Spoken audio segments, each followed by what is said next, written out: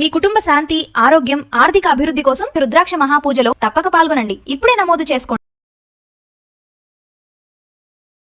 నమస్తే రమగారు. నమస్తే జయ. రమగారు, మనము ఊర్వశి మాయమైపోయిన స్టోరీ ఒకటి మీరు చెప్తా ఉన్నారు కదా, పురూరవుడి కథ. పురూరవుడి కథ. ఊర్వశి మాయమైపోయింది. మాయమైపోయేసరికల్లా పురూరవుడు బెంగపెట్టేసుకున్నాడు. ఆవిడ వెళ్ళిపోయింది, లెక్క ప్రకారం రావాల్సింది వచ్చేసింది, వెళ్ళిపోయింది అంతే. చాలా దిగులు పడి ఆమె కోసం తపస్సు చేయటం మొదలుపెట్టాడు. సరస్వతి తీర్థానికి వెళ్ళిపోయాడట ఆయన. సరస్వతి తీర్థం అంటే ఇంచుమించుగా ఇది బదరికాశ్రమం, బదరి అలా అనుకోవాలి మనం. అట్లా అనిపిస్తుంది కొన్ని కథల్ని బట్టి. అక్కడ సరస్వతి నది అక్కడ ఉంది, సరస్వతి తీర్థం ఉంది అక్కడ. ఆయన అట్లా ఉండి ఆమె తలుపుల్లోనే ఉండగా ప్రజలంతా సగంలో అందరూ చెప్పుకునేవాళ్ళ ఊరస్ కోసం ఆయన ఎవరో తపస్సు చేస్తున్నాడు. దేవతల కోసం తపస్సు చేస్తారు, ఊరస్ కోసం తపస్సు చేయటం ఏమిటి?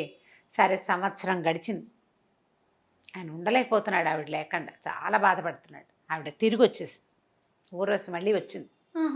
దేవేంద్రుడి అనుమతితోటి ఆవిడ గమనించి వచ్చింది. వచ్చి సరే ఇంకేం చెప్పిందంటే, ఆయనతో పాటు ఉంటాను కొంతకాలమే, నేను నీతో ఉండగలనని అలా కలిసి ఉన్నది కొంతకాలం. 4 కుమారులు పుట్టారు ఆవిడికి. మానవుని వల్ల 4 కుమారులను కన్నది.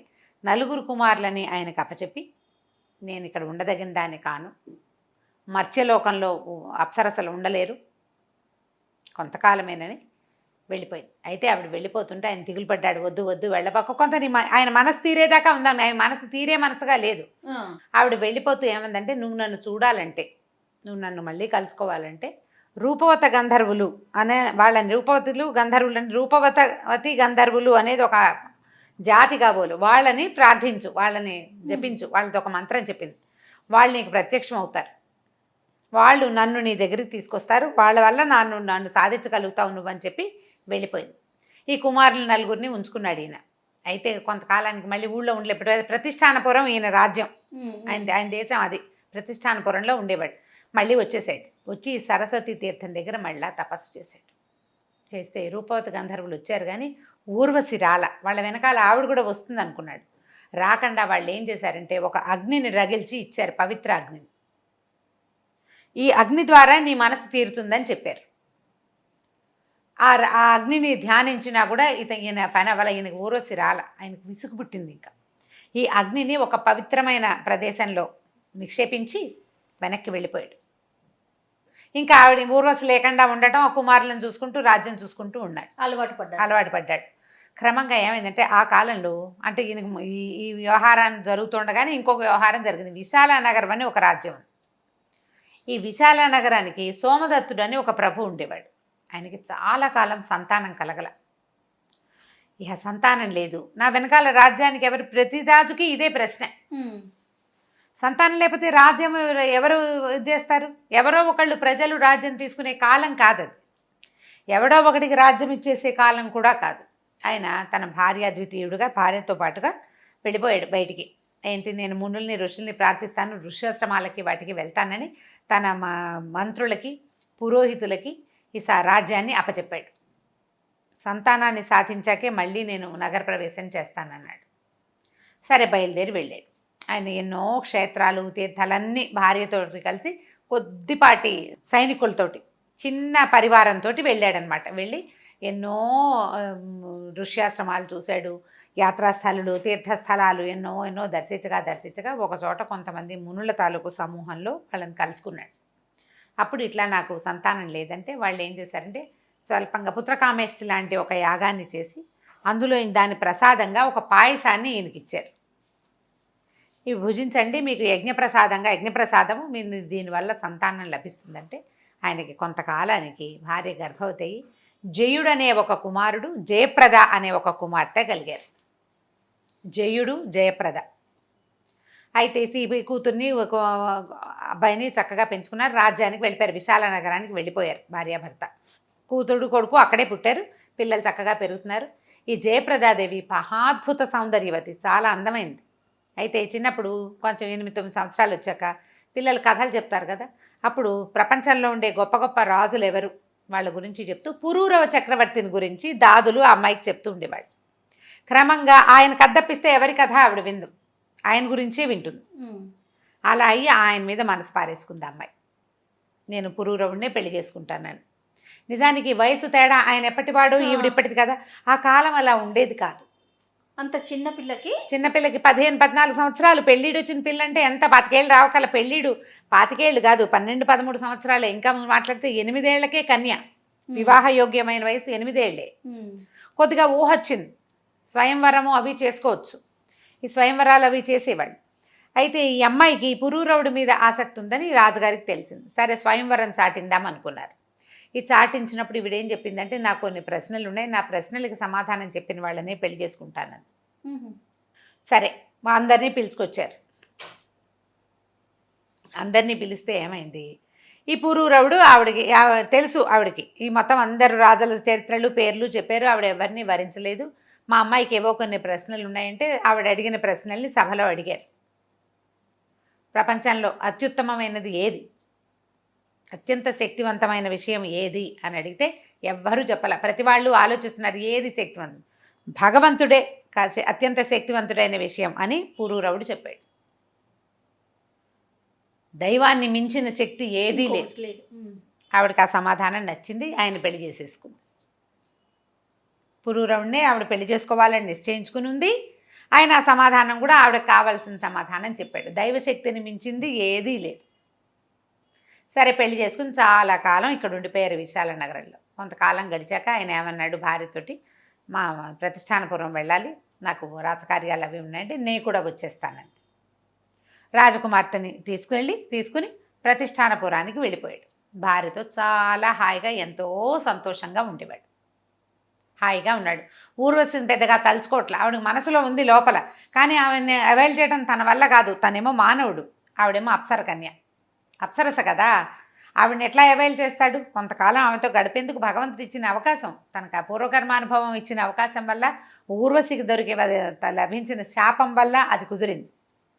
సరే ఇలా నడుస్తూ ఉంది. కొంతకాలం నడిచేసరికల్లా ఏమైంది, శనైశ్వరుడు అంటే శని, మనం శని గ్రహం అని చెప్తాం, ఆయన ఈయన యొక్క సత్యసంధతని, ధర్మజ్ఞతని, ఈయన తలకు నీతి కుశలతని పరీక్షించాలని భావించాడు. శని వీళ్ళ రాజ్య ప్రవేశం చేశాడు.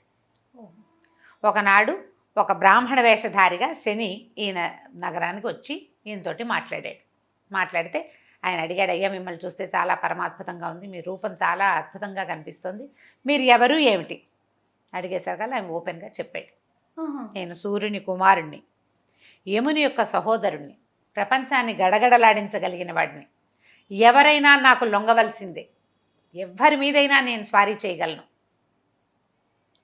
ఇప్పటిదాకా నీకు నాతోటి నా స్వారీ చేయించుకునే అవకాశం రాలేదు, నిన్ను పట్టుకోవడానికే వచ్చాను నేను అంటే ఈయన ఏమన్నాడు, అయ్యా ఎంతవారికైనా తప్పదు కదా, మానవ మాత్రుడిని నేనెంత, భగవంతుడికే తప్పలేదు, భగవంతుడికే తప్పలా, నేనేముంది నాదేముంది, మానవుణ్ణి, మీ ఇష్టం అన్నాడు. అయితే నువ్వు చెప్పు, వృద్ధాప్యంలో పట్టుకోమంటావా, యవ్వనంలో పట్టుకోమంటావా, నువ్వు ఎప్పుడు పట్టుకోమంటే అప్పుడు పట్టుకుంటావు, నీ యొక్క చరిత్ర వల్ల నువ్వు ఇంత గొప్పవైన వాడివి, చాలా అద్భుతంగా రాజ్యం చేస్తున్నావు, భూమిని సంతోషపెడితే రాజువి నువ్వు చెప్పమన్నాడు. అనేసరికల్ ఏమన్నాడు, వృద్ధాప్యమే ఒక శిక్ష, బాధాకరం, వృద్ధాప్యాన్ని మోయలేని వృద్ధాప్యంలో కాకుండా మోయగలిగే యవ్వనంలో మీరు నన్ను పట్టుకోండి అని చెప్పాడు. మోయగలిగే యవ్వనంలోనే నేను మీకు అవకాశం ఇస్తున్నాను, మీ ఇష్టం అని సరేనన్నాడు. శని వెళ్ళిపోయాడు. వెళ్ళి ఇతన్ని పట్టేందుకు అవకాశం కోసం చూస్తున్నాడు. చాలా విషయాల్ని ప్రేరేపించి ఏంటి, ఈ అడవుల్లోంచి రకరకాల జంతువులు వచ్చేసేవి, ఆ జంతువులను తరమడానికి వెళ్ళవలసి వచ్చేది, ఇతర రాజులు కొంతమంది యుద్ధానికి వచ్చేవాళ్ళు, ఇట్లా జరుగుతుంది. ఆయన దీనికెళ్ళి అడవికెళ్ళి జంతువులన్నింటినీ వేటాడి వచ్చేసరికల్లా శత్రు రాజు తాలూకు సేనలు దీని మీద పడిపోతూ ఉండేవి. అలా అయింది. అయితే ఒకసారి వచ్చినప్పుడు మంత్రులు వాళ్ళంతా కూడా ఆశ్చర్యపోయారు. మన మీదకి రావటం ఏంటి, సార్వభౌముడు చక్రవర్తి మీదకి సామంతరాజులు రావటం ఏంటి, వాళ్ళంతా బలం ఉన్నవాళ్ళు కాదు, ధైర్యం ఉన్నవాళ్ళు కాదు, ఏదో జరుగుతోంది ఇక్కడ. ఈయనకి పీడకళ్ళు వచ్చేవి, ఎవరికి, రాజుకి ఏదో జరగబోతోందని తెలుస్తుంది. ఆయన ఏమనుకున్నాడంటే, శని భగవంతుడైన శని నా దగ్గరకు వచ్చి నాకు చెప్పాడు, ఇది దానికి సంకేతమేమో, తల వంచుకుని భరిస్తే సరిపోతుంది, ధిక్కరించి పోరాడకూడదు, దైవశక్తిని ధిక్కరించకూడదు, దైవశక్తికి తల ఉగ్గితేనే అది మనని కరుణించి వదిలిపెడుతుంది. అందుకని ఏం చేశాడు, రాత్రి ఈ శత్రు సైన్యం రాజ్యంలోకి వచ్చేసాక భార్యకి చెప్పాడు జయప్రదాదేవి. అప్పటికి వాళ్ళకి 2 పిల్లలు ఉన్నారు, చిన్న పసిపిల్లలు, మగపిల్లలు, 2 చిన్న పిల్లలు. మన పరిస్థితులు బాగుండలేదు, ఇక్కడే ఉంటే ఇంకా అవమానపడతాం. అవమానపడకుండా నువ్వు నేను సెపరేట్ అవ్వకుండా మనం పిల్లల్ని తీసుకుని వెళ్ళిపోదామా అని అడిగితే ఆవిడ, నువ్వు ఎక్కడికి వెళ్తే అక్కడికి వస్తాను, నువ్వు ఎక్కడ ఉంచితే అక్కడ ఉంటా, నీతో ఉండటమే నాకు కావాలని. ఇద్దరు ఏం చేశారు, మొత్తం ఈ రాజరికపు సామాన్లన్నీ వదిలిపెట్టేశారు. మట్టి కొట్టుకుపోయిన పాత చింకి పాతలు కట్టుకున్నారు. ఆ నిద్రపోతున్న చిన్నపిల్లలు కూడా ఈ మట్టి బట్టల్ని కట్టి చెరో సంకన పిల్లల్ని ఇద్దరిని వేసుకుని ఎవ్వరికీ చెప్పకుండా అర్ధరాత్రి నగరం వదిలిపెట్టి బయటికి వెళ్ళిపోయారు. రాజు బయటికి వెళ్ళిపోయాడు, నగరం శత్రురాజుల పరమైంది. అసలు వాడు ఎవరినైతే వీళ్ళు శత్రువులు వచ్చి పట్టుకోవాలో అసలు ఆయన లేనే లేడు. వెతికారు, దొరకల. రాజు లేడు, భార్య లేదు, సంతానం లేదు. మంత్రులు తిరుగుబాటు చేసి గొడవ చేసి వచ్చిన సైన్యాలను బయటికి తోసేశారు. రాజు కోసం వేచి ఉన్నారు వెతుక్కుంటూ, ఎక్కడికి వెళ్ళిపోయాడు రాజు అని. ఇలా అయిపోయింది. ఈ రోడ్డు మీద పడ్డారు వీళ్ళు, అడవిలోకి వెళ్ళిపోయారు. అట్లాగే పిల్లల్ని ఎత్తుకుని ఆ మట్టి బట్టలతోటి మురికి బట్టలతోటి నడుచుకుంటూ ఎక్కడికో వెళ్ళారు. వెళ్ళగా ఏదో ఒక అడవి, ఓ గ్రామము, ఓ చెరువు, అట్లా గ్రామాల వైపుకు వెళ్తుంటే ఒక చోట చెరువు దగ్గర ఏదో చెట్టు ఉంటే చెట్టు కింద భార్యని పిల్లల్ని పడుకోబెట్టాడు. తను కూడా చెట్టు కానుకొని కూర్చుని ఉన్నాడు. ఆ దారిని పోతున్న వాళ్ళు, ఈయన ఎట్లాంటి వాడంటే మట్టి బట్టలు మురికి బట్టలు కట్టుకున్నాడు, పొడుగా ఆటివాడు, సమున్నతమైన ఆకారం కలిగినవాడు, ఏళ్ల తరబడి కిరీటము భుజకీర్తులు ధరించి ఉన్నవాడు. ఆ కిరీటం ధరిస్తే ఇక్కడ కొంత గుర్తుపడుతుంది, అది ఎంత శోభగా కనిపిస్తుందంటే కిరీటం లేకపోయినా ఉన్నట్టుగా కనపడుతుంది. భుజకీర్తులు భుజాల మీద ధరించేవి ఒక గుర్తులు అనమాట. ధనుర్బాణాలు ధరించటం ప్రత్యేకంగా ఈ వ్యక్తి ఈ పని చేస్తాడు అనేది కనపడేలాంటి పద్ధతి అయింది. పైగా ఈయన పుట్టుకతోటే సామ్రాట్ అయ్యే లక్షణాలతోటి పుట్టాడు. వీళ్ళ సాముద్రిక లక్షణాల ప్రకారము పొడుగు, ఆజానుబాహువులుగా ఉండటము, సూదంటు రాళ్లలాగా ఉండే చూపు, ఆ కంటితో చూస్తే వాళ్ళకేసే చూడాలనిపిస్తుంది అన్నమాట. మనకు ఒక ప్రత్యేకమైన ముఖవర్చస్సు అయింది. ఈయన మురికి బట్టలు కట్టుకున్న చూడు, రత్నాన్ని మసిపాతలో దాచిపెడితే మాత్రం లోపల నుంచి సూర్యకాంతి పడగానే వెలుగుతూ ఉంటుంది. అది ఈ వెలుగ్గా ఉన్న ఈ భార్యాభర్తల ముఖాలు చూసేసరికల్లా ఆవిడేమో యజ్ఞం వల్ల పుట్టింది భార్య, ఒట్టి రాజకుమార్తె కావడదు, ఆవిడ ఒక యజ్ఞప్రసాదం వల్ల జన్మించిన స్త్రీ, ఆవిడ పద్మిని జాతి స్త్రీ. ఈయనేమో సార్వభౌమ లక్షణాలు ఉన్నవాడు. ఈ దారే పోతున్న కూలీలు కొంతమంది చూసి, అయ్యా ఎవరు మీరు ఏమిటంటే, ఈయన ఏం చెప్పాడంటే, నేను పురూర చక్రవర్తి దగ్గర లేఖకుడుగా పనిచేసేవాడిని. రాజు రాజ్యభ్రష్టుడైపోయాడు, శత్రుసేనలు రాజ్యాన్ని నిర్జేసేసినాయి, మాకేమీ అవకాశం లేక నేను నా భార్య పిల్లలు వచ్చేసామంటే ఏమన్నారు, అయ్యా మాతో ఉండండి, ఈ అడవిలో ఉండద్దు, మాతో పాటు ఉందరు కానీ ఒక ఇల్లు ఇస్తాము, మేమే పని చేసుకుంటున్నామో అదే పని చేసుకోండి, మీరు కూడా మాతో పాటు ఉండండి అని చెప్పి ఈ భార్య పిల్లలతో సహా ఆ కూలీలంతా కలిసి మట్టి ఎత్తుకునే కూలీ పనివాళ్ళు తీసుకుపోయి తమ ఇళ్ల మధ్యలో ఒక చిన్న పాక వేసి ఇచ్చారు వీళ్ళకి. ఎక్కడైనా పనిచేసేటప్పుడు మాతో పాటు లేఖకుడికి, కూలీ లెక్కలు రాసేవాడికి కూడా మాతో సమానంగా కూలిస్తేనే మేము చేస్తామని ఆ గుంపంతా చెప్పేవాళ్ళు. వాళ్ళు ఒక 100 మంది 50 మంది, ఈ 50 మంది గుంపుతోటి ఈ లేఖకుడు కూడా జీతం ఇచ్చేవాడు. ఈయన అందరి లెక్కలు రాసేవాడు, ఎవరెవరు వచ్చారు, ఎంత కూలి ముట్టింది, ఏ పని చేశారు, ఎంత పని జరిగింది, ఆ లెక్కలు రాయడానికి ఒక గుమాస్తా పనిలాగా ఈయన వాళ్ళతో పాటు ఉండిపోయాడు అక్కడే భార్య పిల్లలతోటి. అలాగే చేతొచ్చిన పని చేసుకుంటూ మెల్లిగా హాయిగానే ఉన్నారు. ఒకచోటే ఉన్నారు కదా, కష్టంలో ఉన్న భార్య పిల్లలు పక్కనే ఉండేసరికి బెంగలేదు, రాజ్యం పోతే పోయింది, ఎప్పటికో వస్తుంది. అయితే వీళ్ళు ఏ పల్లెటూరులో వీళ్ళు చేరారో ఆ పక్కన ఒక చిన్న పట్టణం లాంటిది ఉంది. అక్కడ నవకోటి నారాయణ అనే ఒక రాజుగారు, ఒక జమీందారు ఉన్నాడు. ఈయన ఏంటంటే 9 కోట్ల రూపాయలు సంపాదించేట నారాయణ అని ఆయన నవకోటి నారాయణ అనేవారు. ఆయన ఏదో పెద్ద బిల్డింగ్ కట్టే పని మొదలు పెట్టుకున్నాడు. ఆయనకి ఏంటంటే ఏదో ఇబ్బందిగా ఉండేది, ఎప్పుడు పీడకలు వచ్చేవి, ఏవో భయంగా ఉండేది. అయితే ఆయన జాతకం వాళ్ళని పిలిపించి అడిగితే వాళ్ళు ఏం చెప్పారంటే, మీరు డబ్బు సంపాదించేసరికల్లా డబ్బు వెనకాల ఎందరిదో కష్టము, నొప్పి, బాధ ఉంటుంది. ఎవడెవడు బాధపడుతూ ఆ డబ్బు మనకి ఇచ్చాడో తెలియదు. వాళ్ళందరి ఘోష మనకు ఉసురు తగిలింది అంటుంటాం చూడు మనం.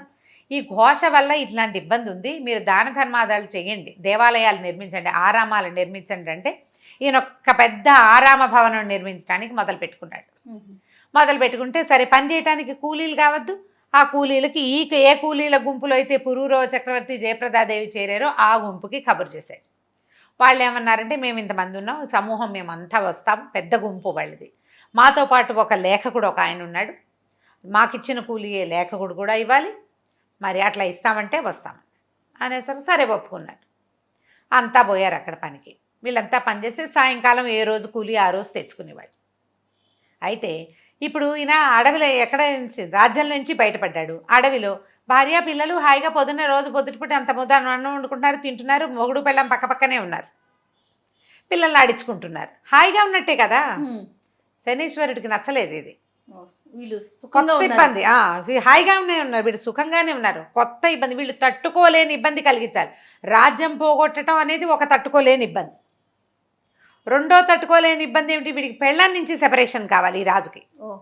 ఇది ఆలోచించాడు. ఆలోచించి ఆ నవకోటి నారాయణ బుద్ధిలోకి ప్రవేశించాడు. ప్రవేశిస్తే ఓ రోజు ఆ జరుగుతున్న ఆరామాన్ని పక్కన ఒక కట్టడం ఈయన కూడా కట్టించుకుని అక్కడే ఉన్నాడు. పైన నుంచి చూస్తుంటే కింద పనులు చేస్తున్న ఆడవాళ్ళు కనబడితే వాళ్ళల్లో మసిబొగ్గుల్లో వజ్రంలాగా మెరిసిపోతుంది జయప్రదాదేవి.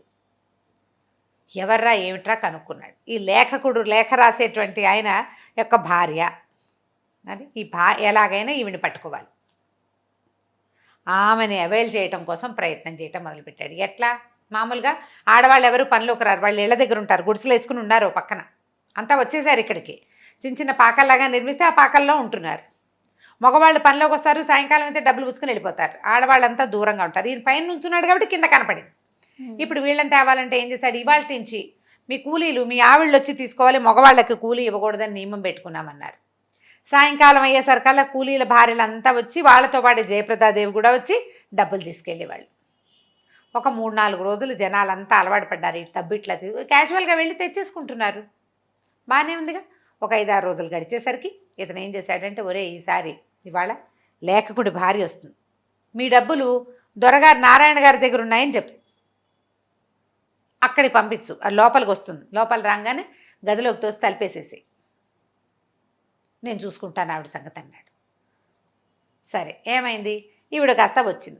వచ్చేసరికి అందరికీ డబ్బులు ఇస్తున్నారు. అమ్మ మీకు ఇవ్వాల్సిన డబ్బులు అయ్యగారు కొంచెం ఏదో ఎక్కువ వేసి ఇవ్వదలుచుకున్నట్టు లేఖకుడికి అయ్యగారి దగ్గరికి వెళ్ళమంటే, రోజు ఆ ఇంట్లోకి వస్తుంది కదా ఆవిడ, అలాగే ఏముంది ఇక్కడ దాకా అలవాటైంది, మొదటి ఇక్కడ కొత్తగా ఉంది, తర్వాత ఏముంది లేని లోపలికి వెళ్ళింది. వెళ్ళేసరికల్లా ఆ వెంబడబెట్టుకు తీసుకెళ్తున్నవాడు ఆవిడ ఆ గది గుమ్మం దగ్గరికి రాగానే వెంటనే ఆవిడ గదిలోకి ఒక తోపు దోసి వెనక నుంచి తలిపేసేసాడు. వేసేసరికల్లా అది పెద్ద అంతఃపురం, లోపల భాగం చాలా పెద్ద గది, ఒక పడక, దాని నిండా పువ్వులు, అక్కడి నుంచి ఏవో పాలు గీలు పళ్ళు గిళ్ళు అగరత్తులు పొగలు అవి వస్తున్నాయి. ఇది ఏకాంత మందిరం, ఎవ్వరూ లేరు, పెద్ద మందిరం. ఇవిడ నిర్ఘాంతపోయింది. ఆవిడకి తెలియని మందిరాల మహారాజు పుత్రిక, మహారాజు భార్య. ఇక్కడ ఏదో జరగబోతోందని తెలిసి ఇక అటు ఇటు దారి చూస్తే ఒకే తలుపు, ఆ లోపలికి వెళ్ళి ఇంకా తలుపులు లేవు, దానికి కిటికీలు కూడా లేవు. కిటికీలు పై ఎత్తునున్నాయి, చిన్న గవాక్షం, పెద్ద కిటికీగా లేదు, చిన్న ఏమంటారు మరి వెంటిలేటర్ లాంటిది ఉంది, అందులోంచి బయటికి వెళ్ళలేరు. ఆవిడ అటు ఇటు వెతికింది. తీరా చూస్తే ఒక పెద్ద పెట్టు ఉంది అక్కడ, పెట్టె తెరిచి పెట్టుంది. ఈవిడ అమ్మవారిని ప్రార్థించింది, నేను గనక ఈయన మా సోమదత్త మహారాజు యొక్క కూతుర్నై యజ్ఞశేషంగా పుట్టిన దాన్ని అయితే, పురూరవ చక్రవర్తిని మనసావాచా కర్మణ భార్యగా ఆయన్ని ప్రేమించి ఆరాధించిన దాన్ని అయితే, నా భర్త అశేషమైన పుణ్యాన్ని సంపాదించిన వాడైతే, ఆయన ధర్మపరుడైతే, నేను లోపల దిగి దాక్కుంటున్న ఈ మందసం ఆయన ముట్టుకుంటే తప్పిస్తే తెరుచుకోకూడదు. ఎవరు భర్త? నా భర్త ముట్టుకుంటేనే ఇది తెరుచుకోవాలి. నేను ఎంతకాలమైనా సరే అన్నపానీయాలు లేకపోయినా, వస్త్రం లేదు, అన్నపానీయం లేదు, మంచినీళ్ళు కూడా లేవు, గాలి కూడా లేని ఈ మందసంలో నా భర్త వచ్చి తలుపు తెరిచేదాకా నేను జీవించి జలసత్వాలతో ఉండాలి ఇందులో, ఇది భగవంతుడి మీద ఆన అని చెప్పి ఆ పెట్టెలోకి దిగేసి లోపల నుంచి పెట్టె లాగేసేసుకుంది, మూతపడిపోయింది. ఆవిడ పెట్టెలో ఉండిపోయింది. ఈ నవకోటి నారాయణ వచ్చాడు లోపలికి, బయట తలుపు గడి తీసుకుని వచ్చాడు. ఏది తలుపు వెనకాల దాక్కుంది, దాని వెనకాల దాక్కుంది, దేని వెనకాల దాక్కోలేదు, ఎక్కడా లేదు, గవాక్షాలు ఏమీ లేవు, అని లేవు కదా, ఎక్కడ బయటకు వెళ్ళదు. ఈయనకి ఏం తట్టింది, ఈ పెట్టెలో కూర్చుందేమో అని డౌట్ వచ్చింది. ఆ పెట్టె తీయడానికి శత విధాలా ప్రయత్నించాడు, రాల పెట్టె. మామూలుగా తను తెరిచి వేసే పెట్ట ఇవాళ ఎందుకు తెరుచుకోవట్లేదో అతనికి అర్థం కాలేదు. అక్కడి నుంచి పని వాళ్ళని పిలిచారు. వాళ్ళు కత్తులు, కటార్లు, పలుగులు, పారలు పట్టుకొచ్చారు. కొట్టి చిత కొట్టినా ఆ చెక్క పెట్టె తెరవబడల. ఏం చేసినా తెరవబడలేదు. అప్పుడు ఈయనకి స్ట్రైక్ అయింది. ఒకవేళ లేఖకుడు అని పేరుతోటి ఇక్కడ ఉన్నవాడు సామాన్యుడు కాడేమో, అతని భార్య ఆవిడ సామాన్యురాలు కాదేమో, ఆమె కానీ ఇందులోకి వచ్చేసిందా, ఏ ప్రయత్నం చేత ఇది తెరవబట్టలేదు అంటే ఏం శక్తి ఉందో వీళ్ళకి. ఇప్పుడు ఎవరికైనా తెలిస్తే మన నవకోటి నారాయణత్వం పోతుంది. ఏం చేశాడు, ఒరే దీన్ని ఏదైనా పోసి తగలబెట్టేయండి రా అన్నాడు. ఆ పెట్టే ఆమెను కాల్ చేస్తే కనీసం ఈ అపప్రథ ఆమె ఎక్కడ పోయిందో నాకు తెలియదు అని చెప్పేసేయచ్చు. అయితే వాళ్ళు ఏం చేశారు, ఒక్క క్షణం యువతలకు వచ్చాక అన్నాడు, ఇల్లంతా తగలబెట్టేయండి, మొత్తం తగలబడిపోయింది, ఆమె లోపలికి వచ్చింది తగలబడిపోయింది అని చెప్పచ్చు అన్నాడు. అనేసరికల్లా వీళ్ళు ఏం చేశారు, మొత్తం ఇల్లు నూనె పోసి అంటించేసరికల్లా అది ఆ పక్కనున్న ఇంకో కట్టడం అన్నీ అంటుకుపోయినాయి. కూలీలు కూడా ఆర్పడానికి ట్రై చేశారు. అంతా భగమని మండిపోతుంది. చేయగలిగే కావాల్సింది మంట పెడితే కావాలని పెట్టిన మంట ఎట్లా ఆరుతుంది, ఏదో అనుకోకుండా మండింది అనుకో ఓ పక్కన అంటుకుంటుంది, ఆ కాస్త నీళ్ళు చల్లితే సరిపోతుంది. వీళ్ళు అన్ని పక్కల నూనె పోసి అంటించినప్పుడు అది పరశురామ ప్రీతి అయిపోయింది, అగ్నిహోత్ర ప్రీతి, అది మొత్తం కాలిపోయింది. కానీ ఆ పెట్టె మాత్రం చెక్కు చెదరల. ఆమె ఎట్లాంటి ఇది పెట్టింది, ఒట్టు పెట్టింది. ఆవిడేమో యజ్ఞశేషంగా పుట్టింది, భర్త ఏమో చక్రవర్తి, ఆయన ధర్మాత్ముడు, నీతిపరుడు, దైవానికి ప్రబలమైన శక్తి, బలమైనది దైవమేనని మనసావాచ నమ్మినవాడు. దానికి తలొగ్గే కదా ఇట్లా రోడ్డు మీద ఉన్నాడు. ఇప్పుడు పళ్ళాం పిల్లలతో తగలబళ్ళ. ఏమనుకున్నాడు, దీన్ని సముద్రంలో పారేద్దాం అనుకున్నాడు. ఈ లోపల ఈ ఉన్న హడావిడిలో భార్య ఎక్కడికి వెళ్ళిందో ఆయన చూసుకోలే. కొద్దిగా ఒళ్ళు తెలిసి ఈ హడావిడంతా సద్దుమింటిది, జయప్రదేది లేదు. ఆవిడ భవనంలోకి వెళ్ళింది. ఆ భవనం మంటల్లో భార్య కాలిపోయింది అనుకున్నాడు ఆయన. అందరూ అదే అన్నారు. ఆమె లోపలికి వెళ్ళింది, కొంతమంది కూలీలు కూడా తగలబడిపోయారు. ఆవిడ కూడా అలాగే అయిపోయింది అనుకున్నారు. వీడు ఈ పెట్టెని సముద్రంలో పారేద్దామని మేఘాల మీద ప్రయాణం పెట్టేసుకున్నాడు. సముద్రం వీళ్ళకి దగ్గరలో ఏం లేదు. ఈ పెట్టెని మోయించుకుని తీసుకెళ్ళాలి. నేను ఈ ఇల్లు కాలిపోయింది, నా మనసంతా చెదిరిపోయింది, నేను ద్వీపాంతరవాసానికి వెళ్తున్నాను అని చెప్పి కూలీలకు చెప్పాడు, మీ దారిని మీరు పని చేసుకోండి అని. చేసుకోమంటే మరి వీళ్ళ దారిని వీళ్ళు ఉంటారు. తన సామాన్లు ఇక్కడ తగలబడిపోయినా ఇంకా ఉన్న ఇళ్ళు వాకిళ్ళు, ఆ సామాన్లతో పాటు ఈ మందసాన్ని కూడా మోయించుకుని తీసుకెళ్ళాడు. ఈ లోపల కూర్చున్న జయప్రదాదేవికి ఏమీ ఇబ్బంది లేదు, స్థిమితంగా కూర్చున్నది. వాళ్ళు కొడుతున్నది తెలుస్తూనే ఉంది, ఏమీ తెరవబడలా, కాలింది తెలుస్తూనే ఉంది. ఇది వెచ్చగా, గోరువెచ్చగా కూడా వాళ్ళ పెట్టే అంత మంటల్లో కూడా. ఇప్పుడు ఈవిడికి తన సముద్రంలో పడేయడానికి తీసుకెళ్తున్నాడు అనే విషయం తెలిసిపోయింది. తెలిసిపోయి సముద్రం మీదకి ఎక్కించి దాని మీద అంటే నావ మీదకి ఎక్కించి సముద్రం మీద తోసే సమయానికి చెప్పింది నవకోటి నారాయణ, ఎందుకు వృధాగా ఈ ప్రయత్నం చేస్తావు, నా భర్త ముట్టుకుంటే కానీ ఇది తెరవబడదు. నువ్వు ఏ ప్రయత్నం చేసినా సరే ఈ పాపని నిన్ను విడిచిపెట్టదు. నువ్వు పగలగొట్టావు, కొట్టలేకపోయావు, కాల్చావు, తగలబెట్టలేకపోయావు, సముద్రంలోకి పడేసినా నీది నీ వెనకాలే ఉంటుంది. నీ చేసింది నిన్ను వదిలిపెట్టదు. ఈ వృధా ప్రయత్నం మానుకోమని చెప్పింది లోపల నుంచి. ఆమె కంఠము లోపల నుంచి వినపడుతున్న గాజులు గలగల తెలిసేసరికల్లా ఈయన ఏం చేశాడు, ఇంకేం చేస్తాడు, సముద్రంలో పడేయకుండా వెనక్కి తీసుకొచ్చి తనుంటున్న ఒక ద్వీపం దగ్గర ఒక చెట్టు కింద ఆ మందసాన్ని ఉంచేశాడు. ఎప్పటికి తెరవబడితే అప్పటికి తెరవబడుతుంది. ఆమె ఎట్లా జీవించిందో కూడా ఇతనికి అర్థం కాల. ఈవిడ తన తాలూకు గొప్పతనం చెప్పాల. 7 సంవత్సరాల వరకు ఈ పెట్టె తెరవబడదు, 7 ఏళ్ల వరకు నేను ఇందులో జీవించే ఉంటాను. శని 7 ఏళ్ళు, 7 సంవత్సరాల ఒక వ్రతం ఇది. నా భర్తే వచ్చి నన్ను బయటికి తీసుకొస్తాడు, నువ్వు ఇందులో పడేసి కూడా ప్రయోజనం లేదని చెప్పేసరికి 7 ఏళ్ల పాటు ఈ మందసాన్ని రక్షించే బాధ్యత అతందే. ఇంకా మరి ఈ అమ్మాయి ఇందులో ప్రవేశించడానికి తనే కారణమయ్యాడు.